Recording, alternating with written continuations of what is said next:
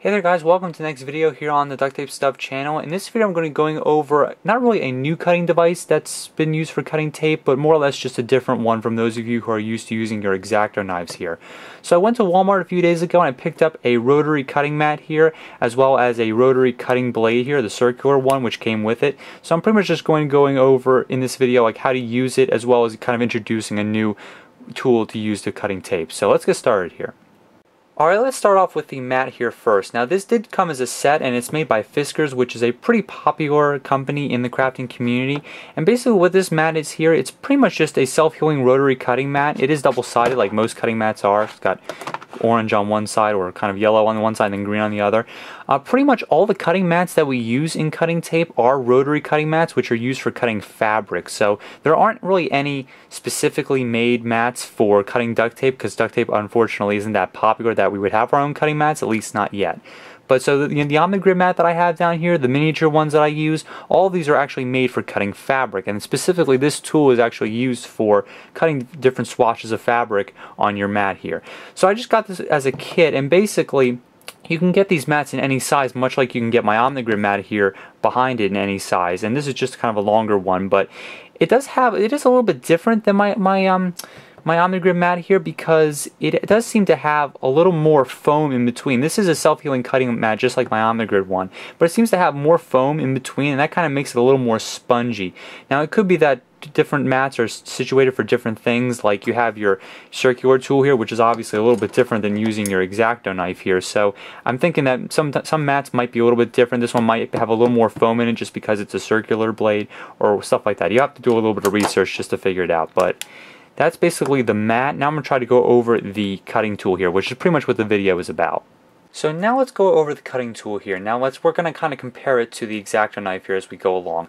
But basically you can use it either right or left-handed, which is pretty cool. Obviously you can use the x-acto knife the exact same way, but the cool thing about this device is it actually has a circular blade instead of just the triangle blade on your x-acto knives here. So if you have, if you're trying to replace your blade, it's probably going to be a little more expensive to replace this one, just because there's a lot more to it than just a tiny little blade inside your x-acto knife. But the cool thing about this one is that it actually has this disc on the back, which is kind of a green color, and it actually retracts so that you don't end up like slicing your finger off or something like that. Some x-acto knives do come with a cover just like this, but some of them don't. At least with this one, it's just built right in. You just push the button down, slide it right up on there, and then basically I think it's pretty much impossible to cut yourself in there. You might be able to, but you're definitely not going to be able to do it by accident. So it's really cool how it works.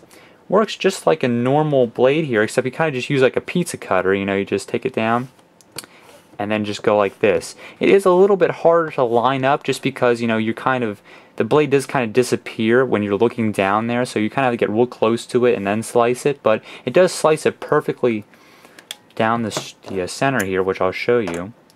So we have our first piece here. This one's brand new, so it's probably still pretty sharp, but you can tell it just cuts it straight down. Obviously you wouldn't be able to use something like this on designs where you'd have doing a whole bunch of different angles, but you can use it on designs where you're going like on diagonals or across, if you want to make like a mosaic on your wallets. This tool would definitely come into play if you were making something along those lines. So as you can see there, it just cuts out a whole bunch of different little pieces on there. Another interesting thing is that I think because it's a circular blade, it's probably not also going to dull as quickly either, because when you use your x-acto knife blade, the only part that actually touches the tape and gets dull is probably the first quarter inch or so right there. I mean, that's the part that you actually use to cut your tape, depending on the angle that you hold it at. But if you're using your circular blade here, the entire blade shares the entire brunt of when you're cutting your tape here. So it has all that extra space to cut around the tape. So it's probably not going to dull as quickly once you use it a lot. And you'll definitely have a lot more room on there. It probably won't dull as quickly just because there's that much more blade rather than that tiny little quarter inch on your x-acto knife blades. So I mentioned a few seconds ago that it works really well for diagonals. So let's try actually doing it on a diagonal here. So just slicing it straight across. We'll slice it that way. I guess we'll go kind of like a pizza here. And we'll see what it looks like, what it turns out to be.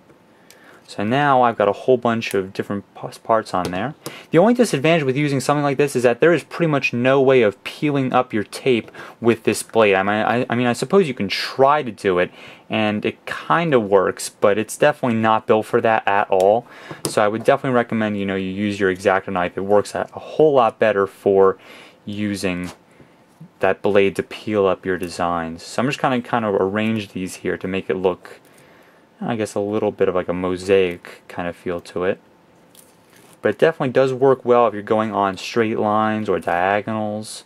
A lot of designs on wallets do use diagonals and straight lines and stuff like that.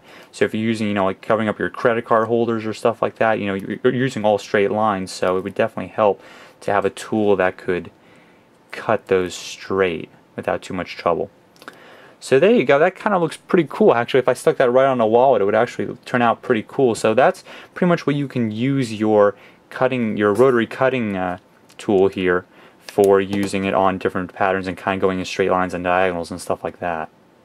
So that's just a little informational video on the rotary circular cutting tool here that I got from Fiskars. I actually bought this whole set at Walmart for about $15, so you can get these, just the tools themselves, for cheaper. You don't have to buy the mat and the tool itself. If you already have your cutting mat, it'll probably work just as well on that one than it will on this one here. So that pretty much concludes this short informational video on this different tool for using, just cutting out designs, or not designs, but actually, different pieces of tape. You can definitely pick one up if you're looking at doing a lot of straight lines, or if you're making wallets that involve a lot of straight lines and your decoration uses a lot of those. You can definitely pick one of these up, and it does really help with those straight lines. So that pretty much concludes this video. There'll be more videos coming this week, so check the channel for those, and subscribe if you want to. Check out the Facebook fan page. A lot of good stuff happening over there right now, as well as the new Twitter account. I'll catch you guys next time.